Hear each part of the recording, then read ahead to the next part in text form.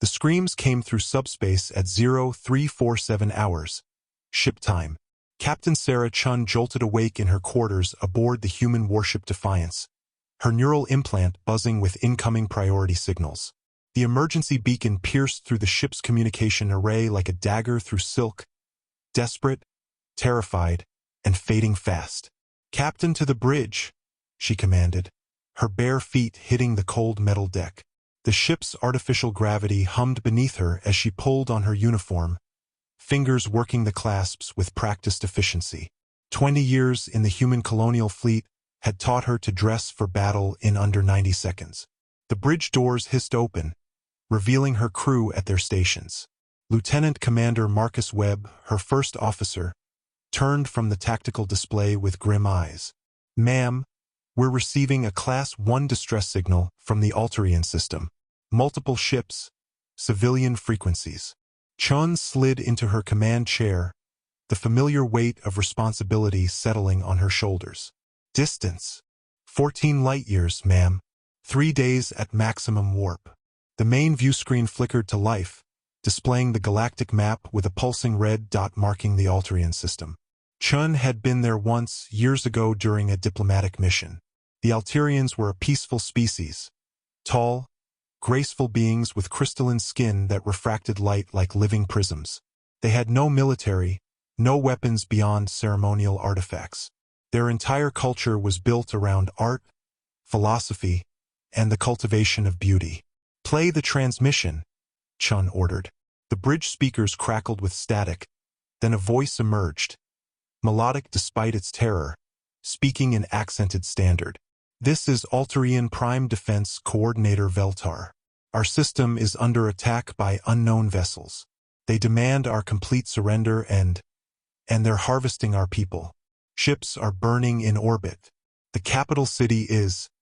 The transmission dissolved into screams and weapon fire before cutting to silence. Chen's jaw tightened.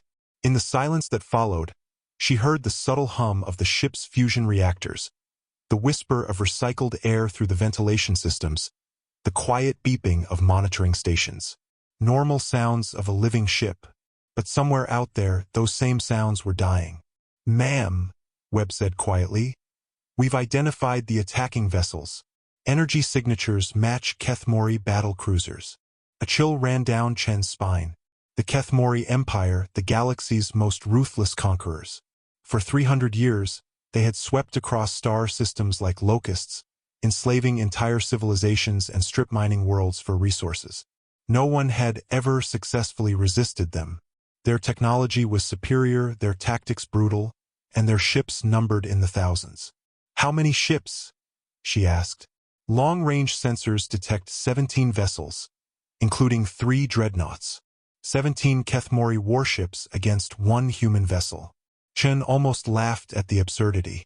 The Defiance was state-of-the-art by human standards, equipped with experimental plasma cannons and quantum torpedo systems, but it was still just one ship.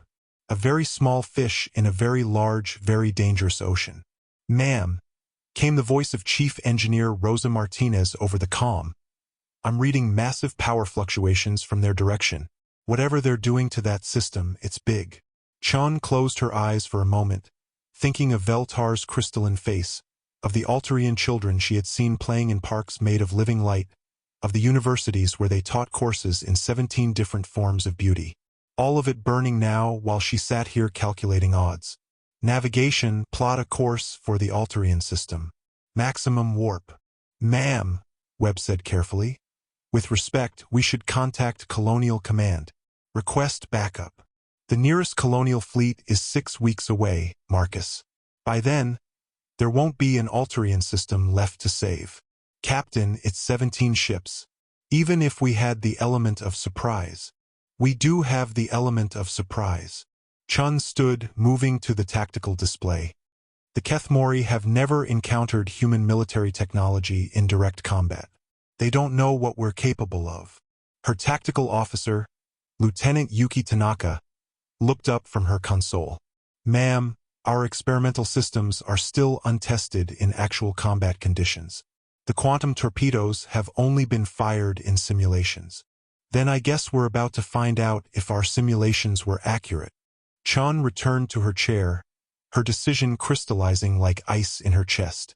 The Kethmori have terrorized this galaxy for centuries because no one has ever stood up to them. Someone has to be first. Webb stepped closer, lowering his voice. Sarah, this could be suicide. She met his eyes. They had been through too much together for him to question her judgment lightly. Maybe, but doing nothing definitely is. For the Alterians, for every species the Kethmori will target next, and eventually for humanity itself. The bridge fell silent except for the steady pulse of the ship's heartbeat. Chun could feel her crew's eyes on her, could sense their fear and their faith warring in the air around her. These were good people, volunteers all, who had signed up to explore and protect, not to wage hopeless wars against impossible odds. I won't order anyone to follow me into this, she said finally. Anyone who wants to transfer to an escape pod can do so at the next system. No questions, no judgment. The silence stretched for long seconds. Then Webb stepped forward. Well, ma'am, I've always wondered what a Kethmori ship looks like from the inside. One by one, her officers nodded their agreement. Martinez's voice crackled over the comm. Engineering ready for combat operations, Captain. Chun felt something warm expand in her chest. Pride, affection, and a fierce protective love for these humans who would follow her into hell itself. Then let's go introduce ourselves to the Kethmori Empire. Engage. The stars stretched into lines as the Defiance leaped into warp, carrying its crew toward a battle that would reshape the galaxy. 3 days later, the Defiance dropped out of warp at the edge of the Alterian system, and Chen's heart nearly stopped. The once beautiful system was a graveyard. Alterian vessels, elegant ships that looked more like sculptures than warships, drifted in pieces among the asteroid fields. Massive Kethmori battle cruisers hung in orbit around the 3 inhabited worlds like black tumors, their hulls bristling with weapon arrays and harvesting equipment. Sensor report, Chen commanded, her voice steady despite the horror unfolding on the view screen. Lieutenant Tanaka's fingers danced across her console. 17 Kethmori vessels confirmed. 3 dreadnoughts, 8 heavy cruisers, 6 destroyers. They're strip mining the planet's surfaces. The main screen zoomed in on Alteria Prime, the system's capital world. Where once vast cities of crystal and light had stretched across continents, now only massive excavation sites remained. The Kethmori were literally tearing the planet apart, their harvesting beams reducing millennia of civilization to raw materials. Life signs, Chun asked quietly. Minimal on the surface. But Tanaka paused, her voice catching. Ma'am, I'm detecting large concentrations of Alterian biosignatures aboard the Kethmori ships. They're being held in cargo bays. Slaves. The Kethmori were taking the survivors as slaves, just as they had done to hundreds of other species across the galaxy.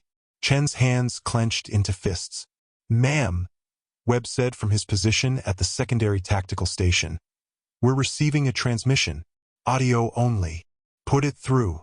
A voice filled the bridge. Cold, mechanical, translated by the ship's computer from the Kethmori's guttural native language. Unknown vessel, you will identify yourself and submit to inspection. Failure to comply will result in your destruction. Chun stood slowly, straightening her uniform. Open a channel. Channel open, ma'am. This is Captain Sarah Chun of the human warship Defiance. You will immediately cease your attacks on the Alterian system and release all prisoners. Silence stretched across the void. Then, something that might have been laughter, a harsh, grinding sound like metal scraping against stone. Humans, we have heard rumors of your species. Soft creatures from the spiral arm, barely capable of faster-than-light travel. You will surrender your vessel and prepare to be processed. Counteroffer, Chun said, her voice carrying across the bridge with steel-hard authority. You have 10 minutes to begin evacuation of this system. After that, I start shooting. This time the laughter was longer, joined by other voices in the background. One human ship threatens the 3rd harvesting fleet of the Kethmori Empire. Your arrogance will make your enslavement more entertaining. The transmission cut off, leaving the bridge in tense silence. "Ma'am," Webb said carefully, "their lead dreadnought is 3 times our size. Its shields alone could probably absorb everything we've got." Chun walked to the tactical display, studying the enemy formation. The Kethmori ships were arranged in a standard harvesting pattern, the dreadnoughts holding high orbit while the smaller vessels did the actual work. Arrogant positioning, assuming no threat could possibly challenge them. "Maybe," she said, "but they're thinking like conquerors, not like soldiers. Look at their formation, they're not expecting a fight." She turned to address her crew. Kethmori military doctrine is based on overwhelming superiority. They've never had to adapt, never had to improvise. For 3 centuries, they've won every battle the same way. Show up with more ships, demand surrender, and crush anyone who refuses. "So what's our advantage?" Tanaka asked. "We're human," Chun said simply. "We've been fighting against superior odds since we learned to make fire. And we're angry." She moved to her command chair, fingers flying over the control interfaces. "Marcus, bring all systems to combat readiness. Rosa, I want every erg of power we can squeeze from the reactors. Yuki, prepare quantum torpedoes, full spread." "Ma'am," came Martinez's voice over the comm, "I'm pushing the reactors to 110%. We'll have maybe 20 minutes before we risk core breach. Then we'd better make those 20 minutes count. All stations report ready." A chorus of confirmations echoed across the bridge. Chun felt the ship's subtle vibrations change as weapons powered up and shields reached maximum strength. The Defiance was as ready for battle as she would ever be. "Take us in, full impulse. Target the nearest destroyer." The human warship accelerated toward the Kethmori fleet, her hull gleaming in the light of the dying system's star. On the view screen, the enemy vessels grew larger, their angular black hulls bristling with weapon ports. At this distance, Chun could see the intricate scarification that covered their surfaces.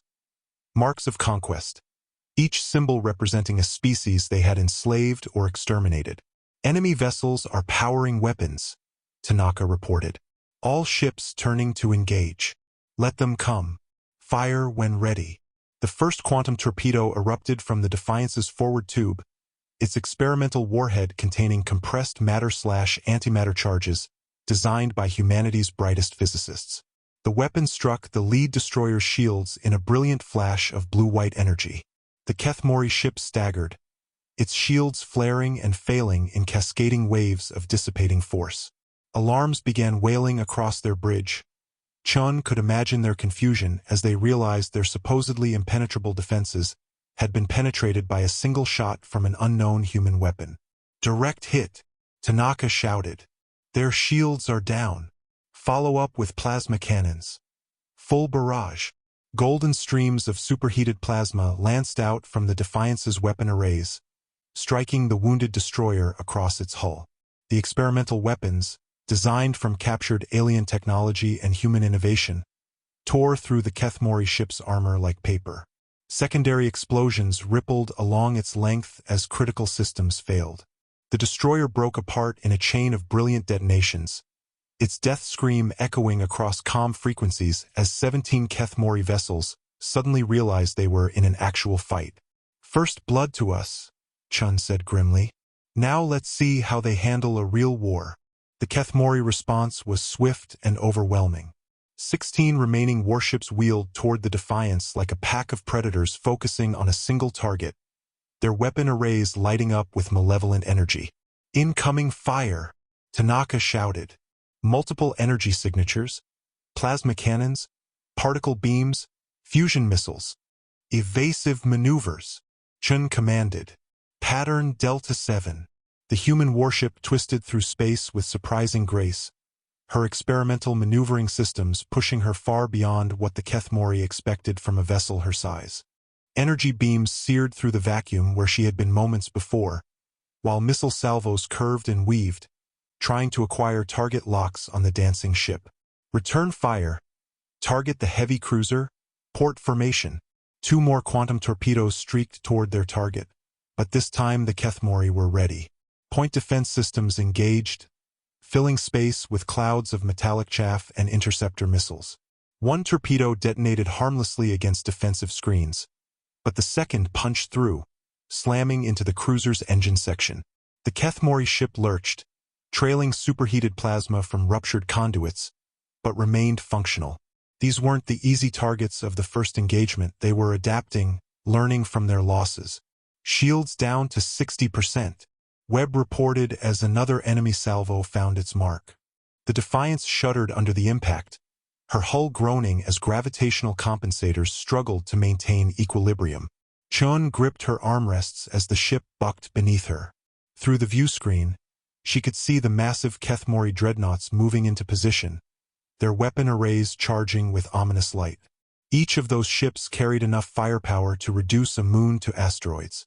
"Ma'am," Martinez's voice crackled over the comm, strain evident in her tone. "I'm reading critical fluctuations in the port plasma conduit. Another hit like that and we'll lose half our weapons. Can you reroute?" "Working on it, but I need time." Time was the one thing they didn't have. The Kethmori fleet was spreading out, using their numerical advantage to surround the lone human ship. Classic pack hunting tactics. Force the prey into an ever-shrinking kill zone until there was nowhere left to run. But Chun wasn't planning to run. New target, the lead dreadnought. "All weapons." "Ma'am," Webb said, his voice tight with concern. "That ship has enough armor to shrug off our entire arsenal." "Maybe, but I'm betting they've never seen anything like our quantum torpedoes before." Chen's fingers flew across her command console, accessing tactical subroutines she had hoped never to use. "Yuki, prepare special warhead configuration. Project Prometheus." Tanaka's eyes widened. "Ma'am, those warheads are completely experimental. We don't even know if they'll work without destroying us in the process." The theoretical models showed contained detonation within acceptable parameters. Theoretical being the key word, Webb muttered. Chan turned to face her bridge crew, seeing her own determination reflected in their faces. The Prometheus warheads contain compressed quantum singularities, miniature black holes held in magnetic containment fields. Impact destabilizes the containment and creates a localized space-time distortion. She paused, letting the implications sink in.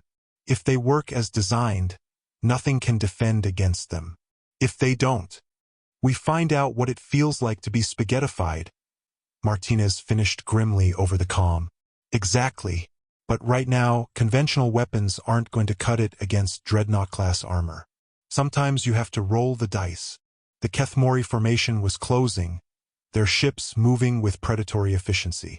Energy beams and missile salvos crossed the space between fleets in a deadly light show, most harmlessly dissipated by the Defiance's shields, but each hit weakening their defensive envelope further. "Prometheus warheads loaded and armed," Tanaka reported. "Targeting the lead Dreadnought's command section. Fire!" The modified quantum torpedo emerged from the forward tube, its warhead containing forces that belonged in the heart of dying stars. As it streaked toward the massive Kethmori vessel, Chun found herself holding her breath. The Dreadnought's point defense systems engaged, filling space with interceptor fire. But the Prometheus warhead was designed to be unstoppable. Its casing was constructed from materials that could survive anything short of a direct stellar collision. It struck the Dreadnought's forward shields and detonated. Reality hiccuped. For a brief, impossible moment, space itself seemed to fold around the impact point. The Kethmori ship's energy shields simply ceased to exist, not destroyed but erased, as if they had never been. The warhead's quantum singularity expanded for 3 microseconds before its containment field reasserted control. In those 3 microseconds, the Dreadnought's forward third was consumed by forces that redefined the local laws of physics. Metal, energy, even the quantum fields that held matter together were drawn into the collapsing pocket of spacetime. When the effect ended, a perfectly spherical section of the massive ship was simply gone, replaced by vacuum. The Dreadnought died instantly, its command structure obliterated, its reactor containment failing in a cascade of secondary explosions that lit up the system like a newborn star. Silence fell across the comm channels as both human and Kethmori forces stared at the impossible sight.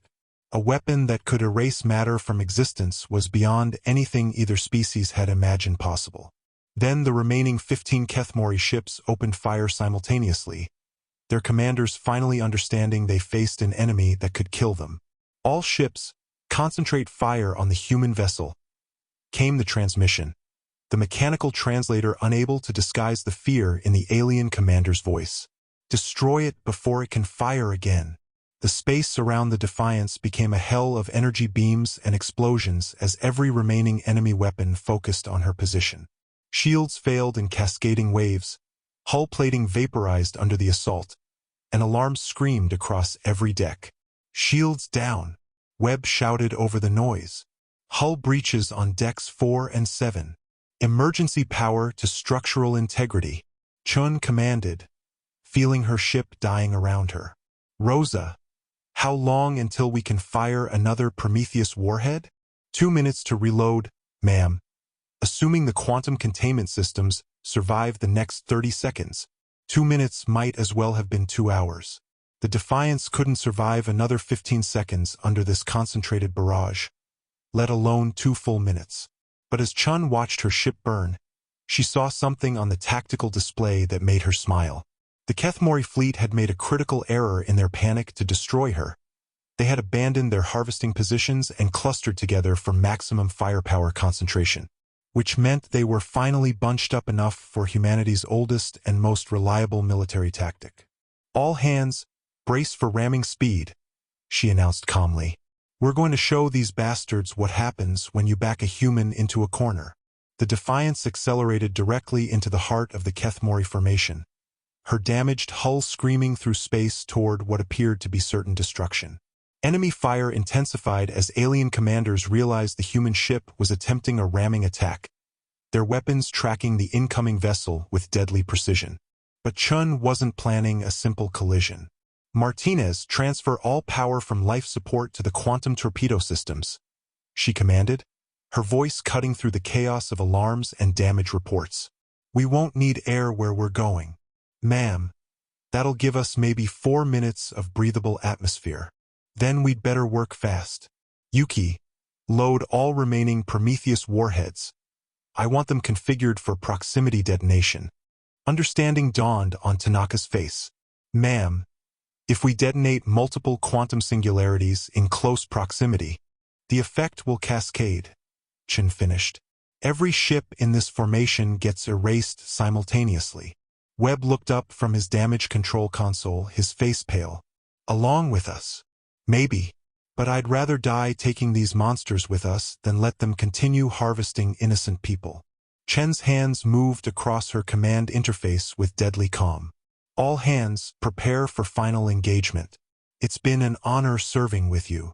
The Kethmori formation loomed ahead, their massive ships filling the view screen with angular menace. Point defense systems threw up walls of defensive fire, but the Defiance pressed through, her shields long since failed, her hull taking direct hits that carved molten furrows across her armor plating. 50,000 kilometers and closing, Tanaka reported, her voice steady despite the certain death approaching. All warheads armed and ready. 40,000 kilometers. Enemy ships are trying to scatter, but they're too close together. 30,000. Multiple hull breaches, but quantum containment is holding. Chun watched the tactical display as the Kethmori vessels frantically maneuvered, trying to break formation. But their own bulk worked against them. Ships designed for intimidation and overwhelming firepower weren't built for agility. They were trapped by their own arrogance, caught in a formation they had thought would guarantee victory. 20,000 kilometers. Ma'am, we're in optimal detonation range. Chen's finger hovered over the firing control. One touch and 15 enemy vessels would be erased from existence along with the Defiance and her crew. But 3 worlds full of enslaved Alterians would be free, and the galaxy would know that the Kethmori could be beaten. For humanity, she whispered, and pressed the button. 6 Prometheus warheads streaked out from the dying human ship, each one carrying a compressed quantum singularity in magnetic containment. They spread in a perfect pattern, surrounding the clustered Kethmori formation like the petals of a deadly flower. Then space itself began to scream. The quantum singularities detonated in perfect synchronization, their effects overlapping and amplifying each other in ways that human physics could barely predict. Reality folded, twisted, and temporarily rewrote itself as pocket dimensions opened and closed in microsecond intervals. The first 3 Kethmori ships simply vanished, their mass converted to pure energy and then into something beyond energy, a state of existence that had no name in any known language. The shock wave expanded outward at superluminal speeds, carrying distortions in spacetime that turned matter into probability clouds. 2 more ships were caught in the cascade, their hulls stretching and compressing as gravitational forces beyond comprehension tore them apart on a molecular level. The remaining vessels tried desperately to escape, their engines screaming at maximum power, but the quantum distortion field was expanding faster than they could run. And at the center of it all, the Defiance rode the wave of destruction like a surfer on a tsunami of annihilation. "Ma'am." Martinez's voice came over the comm, filled with amazement. "The quantum fields are actually stabilizing around our hull. The experimental shielding is channeling the distortion effects." Chun stared at the tactical display in disbelief. The quantum cascade that should have killed them all was instead flowing around the human ship like water around a stone, creating a pocket of stable spacetime in the heart of chaos. "How is that possible?" "The human neural interface systems," Tanaka shouted over the noise of reality reassembling itself. "Our computer cores are quantum entangled with the warhead guidance systems. We're synchronized with the cascade frequency." On the view screen, the last of the Kethmori ships twisted into impossible geometries before succumbing to forces that existed outside normal physics. In less than 30 seconds, 15 enemy vessels had been reduced to cosmic dust and exotic particles. Then silence fell across the system like a blanket. The Defiance drifted alone among the debris fields, her hull scarred but intact, her crew alive and staring in wonder at what they had accomplished.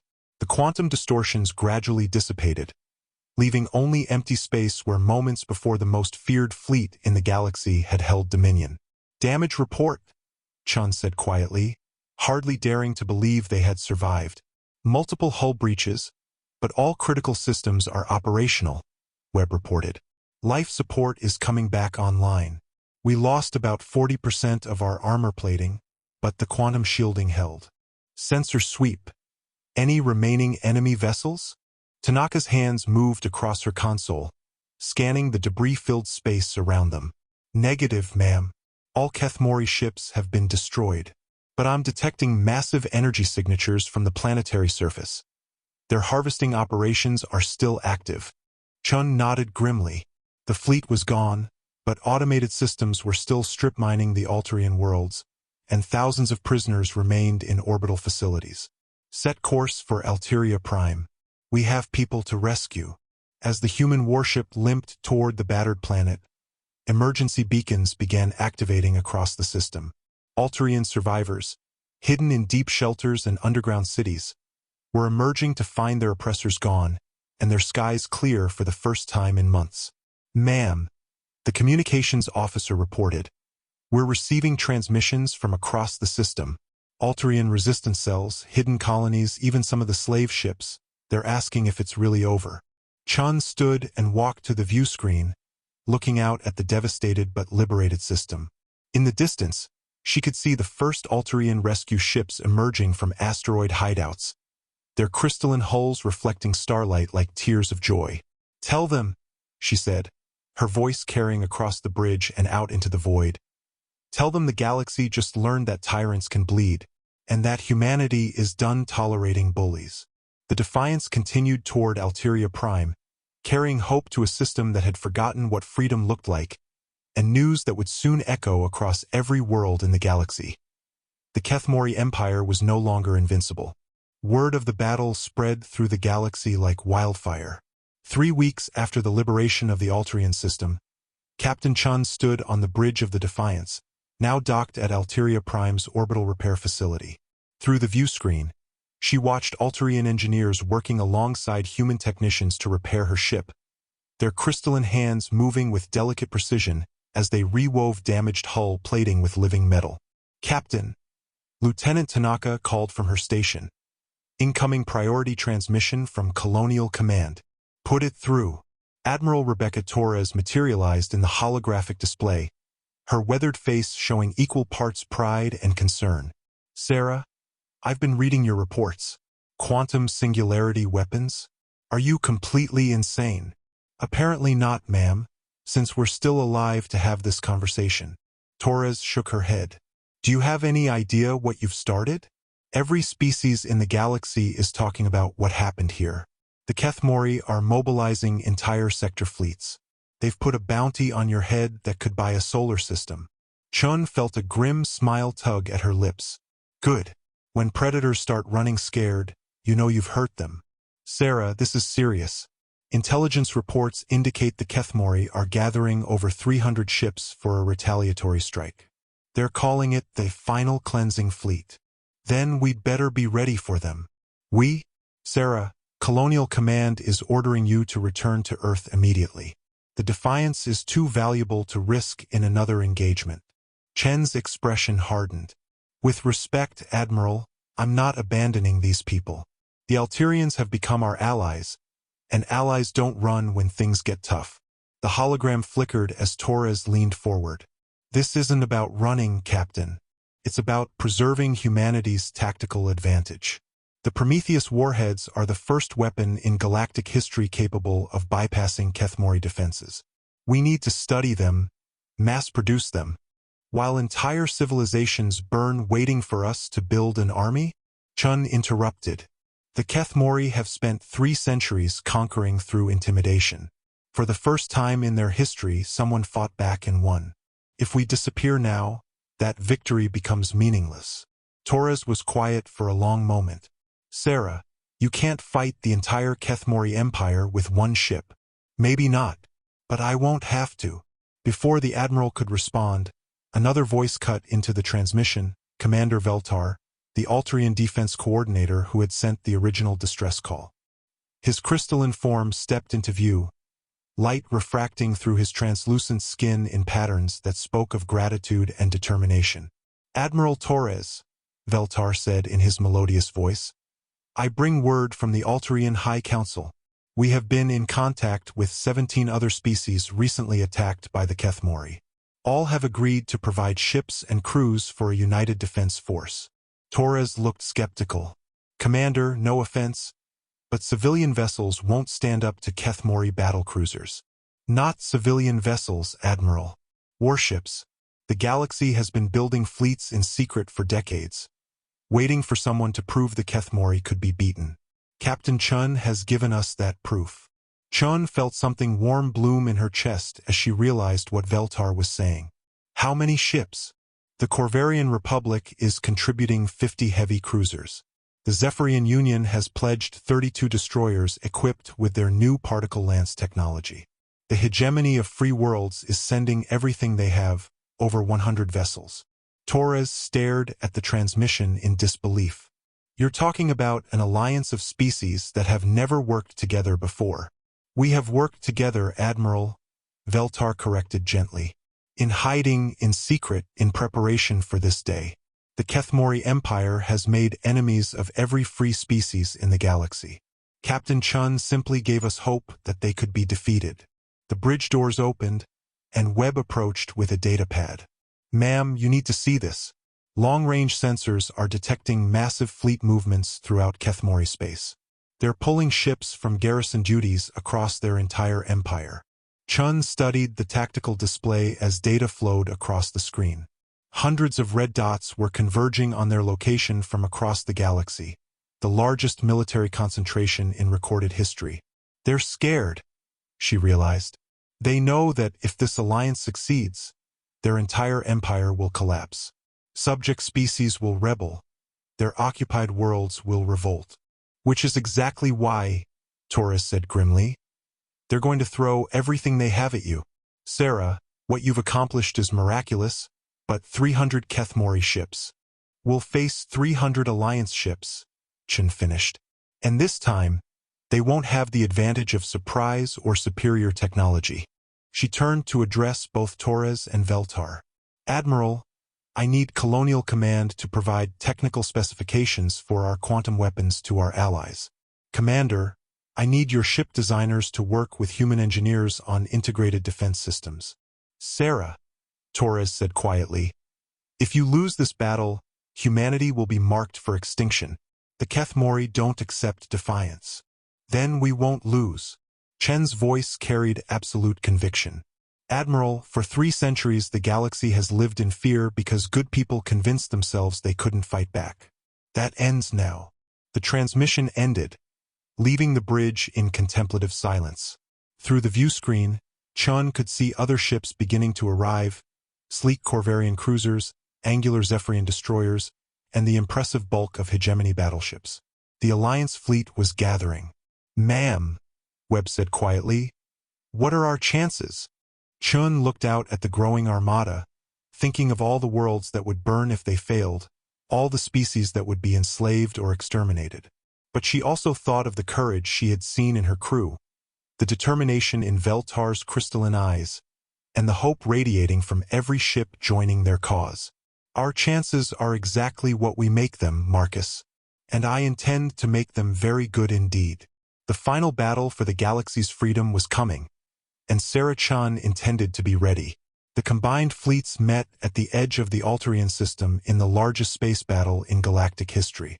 300 Kethmori vessels approached in perfect formation. Massive dreadnoughts flanked by battle cruisers, their hulls scarred with the marks of 1,000 conquered worlds. At their head flew the Annihilator, flagship of the Kethmori Imperial Navy, its kilometers-long hull bristling with enough weaponry to crack planets. Facing them across the void stood the most unlikely alliance the galaxy had ever seen. Human ships with their sleek, practical designs flew alongside the artistic curves of Altarian vessels. Corvarian heavy cruisers, built like flying fortresses, held formation with Zephyrian destroyers that moved like dancers through space. The hegemony contingent brought raw firepower, their ships blocky and utilitarian but armed to the teeth. At the center of it all, the Defiance held position, her battle-scarred hull a testament to what one determined crew could accomplish against impossible odds. All ships, this is Captain Chun, she broadcast across the Alliance frequency. Today we fight not just for our own survival, but for every species that dreams of freedom. The Kethmori Empire ends here. The response came as a chorus of acknowledgments in dozens of languages, translated by shipboard computers into a unified message of defiance that echoed across space. Ships that had never fought together before now moved as one, their crews united by shared purpose and humanity's proven example that the Kethmori could be beaten. Enemy fleet in weapon range, Tanaka reported from her tactical station. They're maintaining formation, typical Kethmori intimidation tactics. Not today, Chin said grimly. All allied vessels, execute pattern Omega. Let's show them what happens when the galaxy fights back. The Alliance fleet exploded into motion, abandoning traditional battle lines for the chaos of three-dimensional warfare. Corvarian cruisers dove below the plane of battle while Zephyrian destroyers scattered high, creating crossfire positions that the rigid Kethmori formation couldn't adapt to quickly enough. The first exchange of fire lit up space like a newborn star. Kethmori plasma cannons lanced out in disciplined volleys, but their targets were no longer where they expected.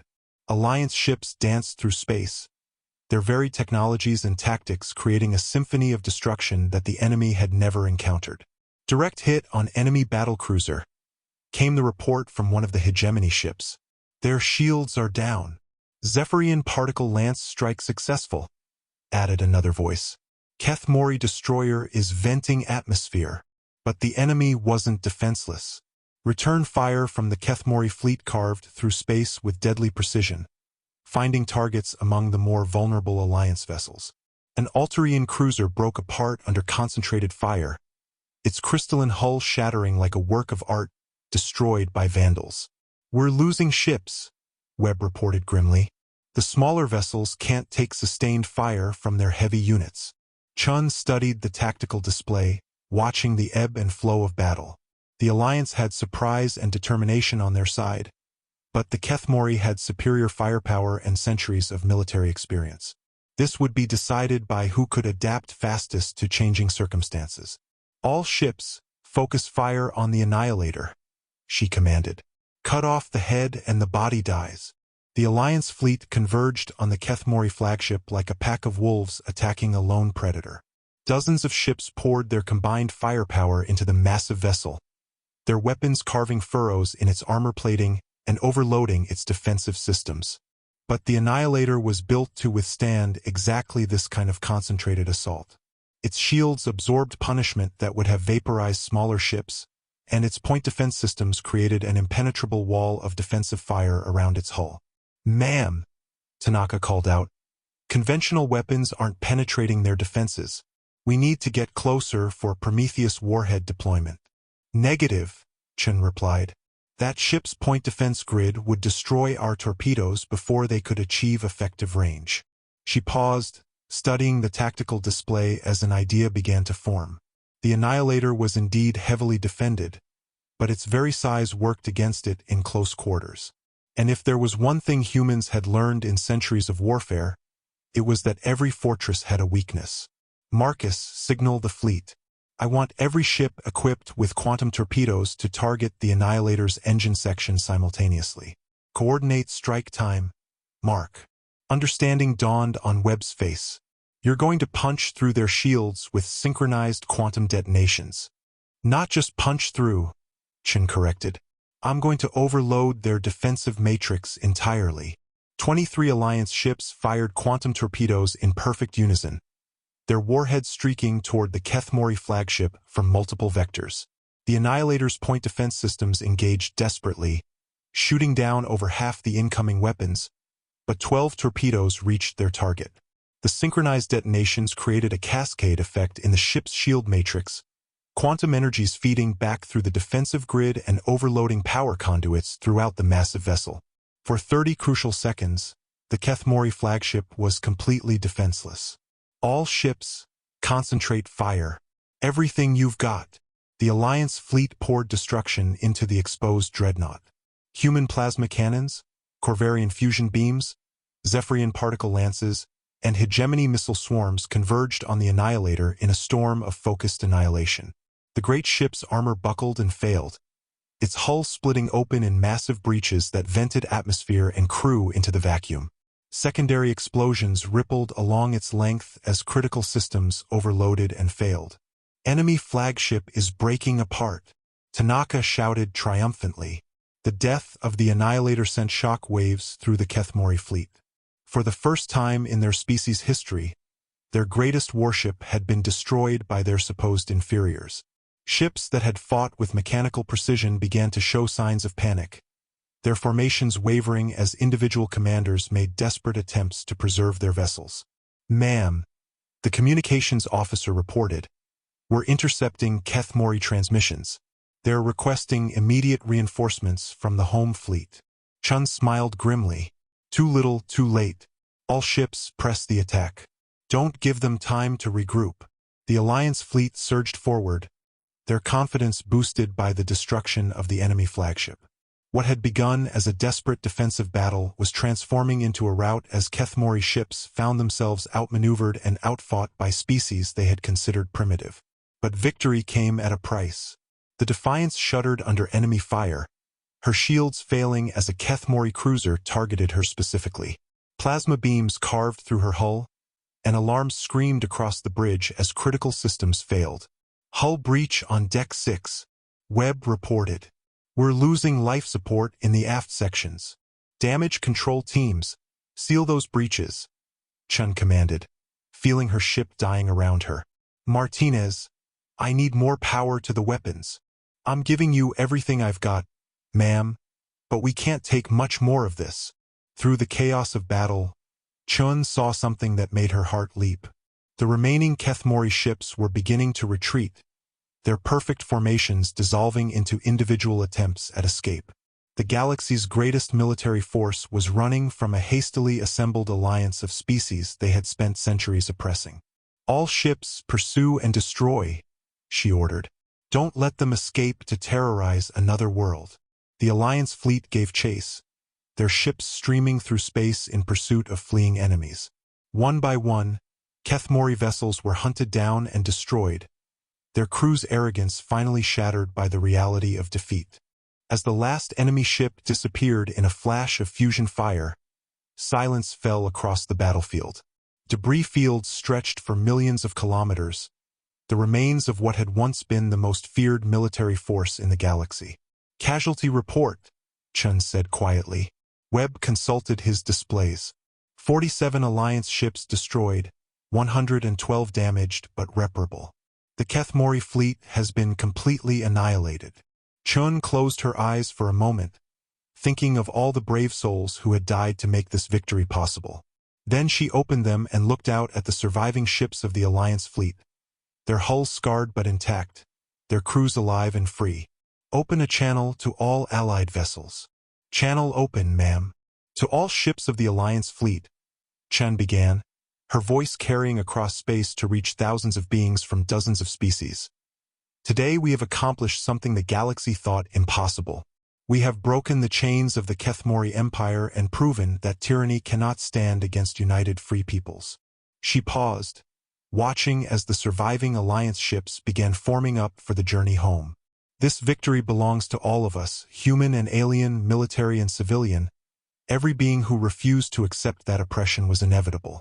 We have shown the galaxy that freedom is worth fighting for, and that no empire, no matter how powerful, can stand against the combined will of free peoples."